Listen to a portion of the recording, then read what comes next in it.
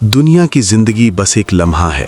एक दिन आएगा जब सांस रुक जाएगी, आंखें बंद हो जाएंगी और असल सफर शुरू होगा। जब रूह कब्ज होती है, फरिश्ते आते हैं। मोमिन की रूह को नरमी से लिया जाता है, जैसे पानी का कतरा बर्तन से निकले। कब्र का पहला लम्हा, तन्हाई, अंधेरा और 3 सवाल। तेरा रब कौन है? तेरा दीन क्या है? ये नबी कौन है? जिसने दुनिया में अल्लाह को याद रखा, कब्र उसके लिए जन्नत का बाग बन जाएगी। रोशनी, सुकून और रहमत की खुशबू। फिर सूरे इसराफील फूंका जाएगा, एक जोरदार आवाज जो पहाड़ों को हिला देगी।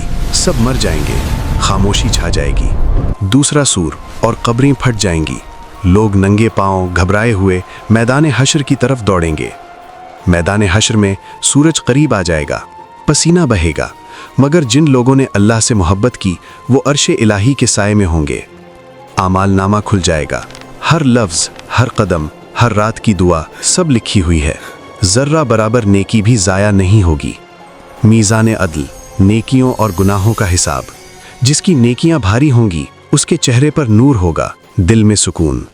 फिर पुले सिरात, बारीक तलवार की धार से भी पतला, जहन्नम के ऊपर से गुजरता हुआ। मोमिन बिजली की तरह गुजर जाएगा अपने आमाल की रोशनी में। और फिर जन्नत के दरवाजे खुल जाएंगे। आवाज आएगी, सलाम हो तुम पर, तुम पाक हो, हमेशा के लिए दाखिल हो जाओ। ये सफ़र ख़त्म नहीं होता, ये असल ज़िंदगी का आगाज़ है।